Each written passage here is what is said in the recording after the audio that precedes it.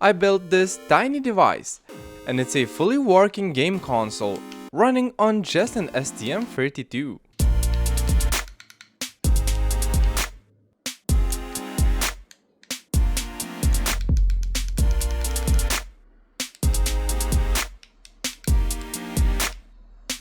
Okay, so let's dial back a little bit.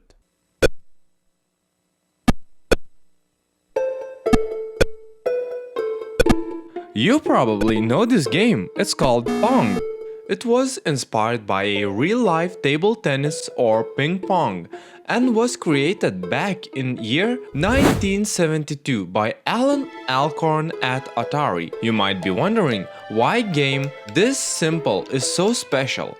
Well, Pong was first commercially successful video game, helping Atari earn around $40 million in just a few years, and basically launching the video game industry. So, in memory of this legendary game, I decided to recreate the original Pong using an STM32 microcontroller. But I actually never imagined how much can you do with just a single STM32. Watch till the end to find out. And to be honest, I actually never even touched an STM32, so yeah. Don't touch me. So the final product should be a mini retro console on which you could play Pong. Nice. Also, in hindsight, not everyone understands what this swear word STM32 actually is and what it means. So let me explain you in my own words. STM32 microcontrollers are small, powerful microcontroller chips made by STM Electronics that run programs to control electronics. Key idea, you write code usually in C, C++, and the STM32 runs it to control things like LEDs, motors, screens, and sensors. Ah shit, fuck. Small processor, big brain, good. So, as I understand, I will need these components. Printed circuit board as brains, buttons for clicking, screen to show the game, box to put it all in, and code. Easy, right? No! I mean, where the fuck do I even start? It's not like I can just find electrical circuit I could copy.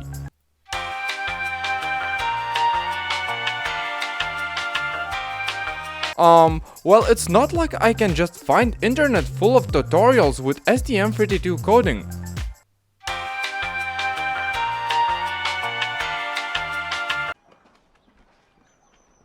Fuck.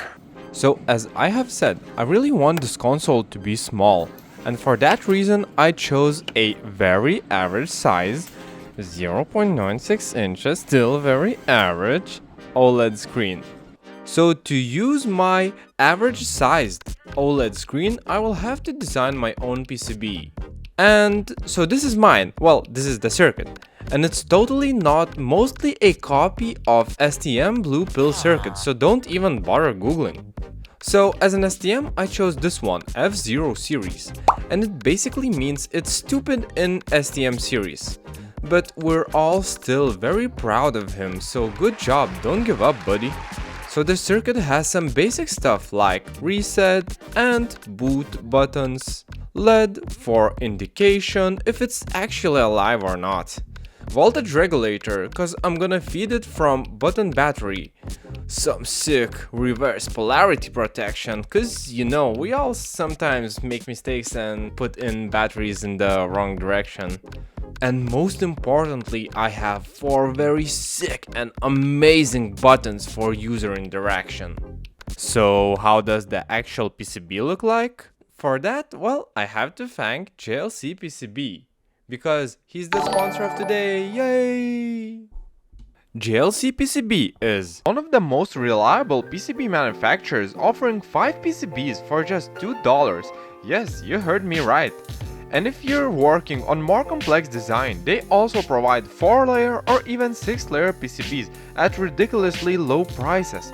Yep, they offer a high quality materials, precise manufacturing, and fast turnaround times. Whether you need a standard PCB, flex PCB, some assembly services, or even a 3D print, JLC PCB has you covered. And using their site is very simple. You just insert your Gerber files and you instantly get a quote. And with all the coupons now, the prices are very low. Like here, they manufactured me my boards, and well, I can say that the packaging is very careful. And the boards look, they just look crispy. They look good. They really look good. Like, look here. I mean, the tracks, the everything. I'm very happy with this. And they also manufactured me some 3D parts. I got some from resin, I got buttons from nylon, and damn, it does look good. It fits everything. Like here, look, on this red case. I mean, this is a resin case, and it's spray painted red, and the spray paint coating looks just fucking amazing. So yeah, just check out JLC PCB. So yeah, this is the assembled PCB, and well, it looks pretty good. Well, my soldering is not the best, but it's definitely not the worst. And the first question is, will it actually boot?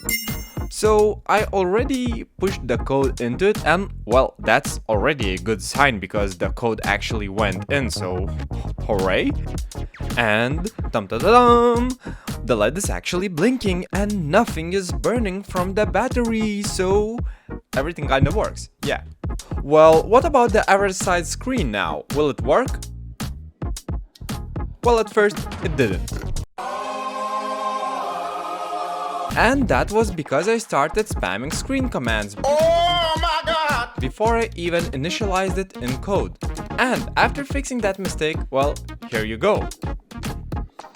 And you know what? I even added the working Pong paddles. Fuck yeah!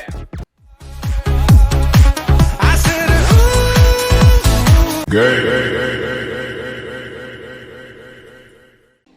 never mind that. I don't know what that was. Oh my, I haven't even shown you how the whole console looks. So here. The design is very human. It has 4 buttons and looks like a small box. I mean, what else do you need for a console? I mean, really, what else does it need? I mean, write it in the comments, please. So actually, one thing I did not include was a on-off button, and I did it purposely, because STM processors have at least 3 different low power modes, which are sleep, stop, and standby. Sleep mode as a low power mode uses the most power. Stop mode uses way less power, and standby should use the least. But standby reboots the processor when waking, so it's not ideal. The idea was that I wouldn't need to turn it off and on, and I would just let it fall asleep after some time of not using it, and just wake up by any button whenever. Sounds great in theory. Can you guess which one I chose? And you are completely right. It's stop mode. And to be honest, I thought most surely it won't discharge the battery for at least half a year when in stop mode.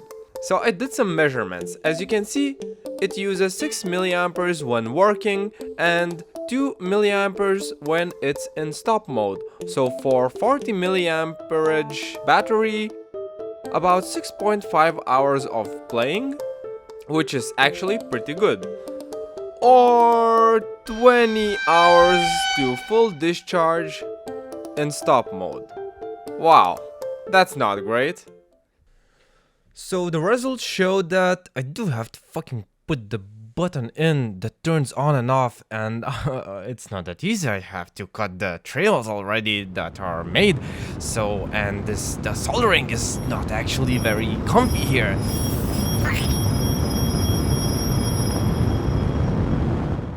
So lastly, coding and the games themselves. And I will keep the coding short so that the free still watching viewers would not click away. As you have seen in the start of the video, I do have more games than just the Pong, but I won't go through all the code that that I have wrote, because it's 4,000 lines of just the main C file. But if you are interested in it, you can check it on my GitHub. And if you are interested in recreating this whole project, you can do so by becoming a patron. Check the link below. So here is Pong.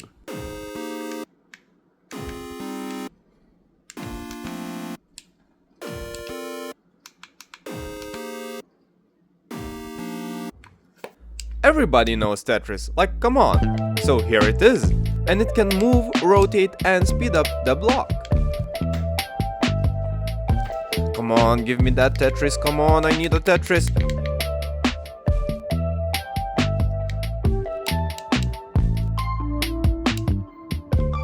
And here is Pong Plus.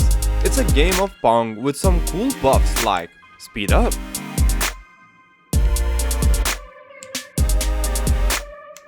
slow down, bigger paddle, smaller paddle, invert controls, and even invisible ball for a few seconds. It makes it very fun to play Pong with your friends.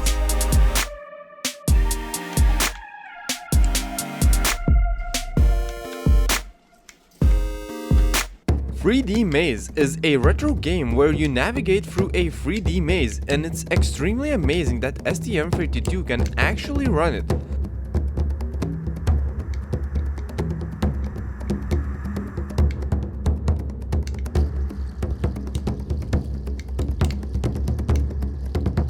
I wonder, can it run other retro 3D games?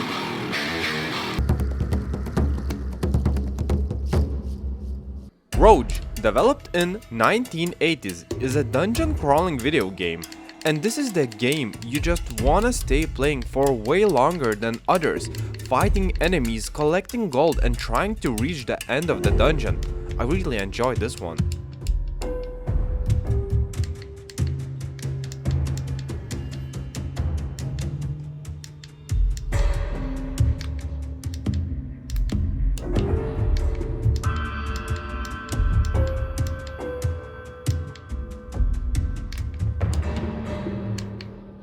Everybody knows this one. It's not really retro, but it's very stress-inducing fun.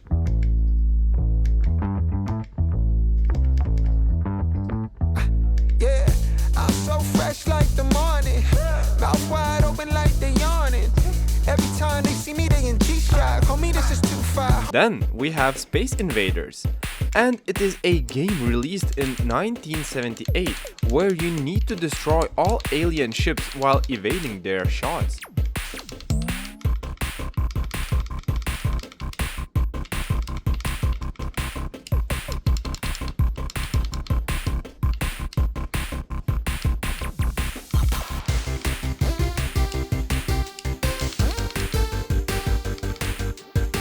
And last but not least, there is Breakout. It is a game released in 1976. In this game, you have to destroy all tiles using a ball and a paddle. In my childhood, I really fucking adored this game. I played it for hours.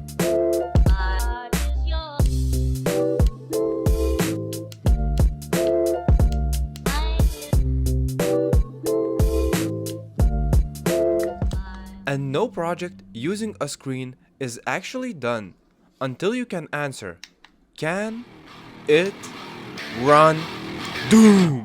And yes, it can.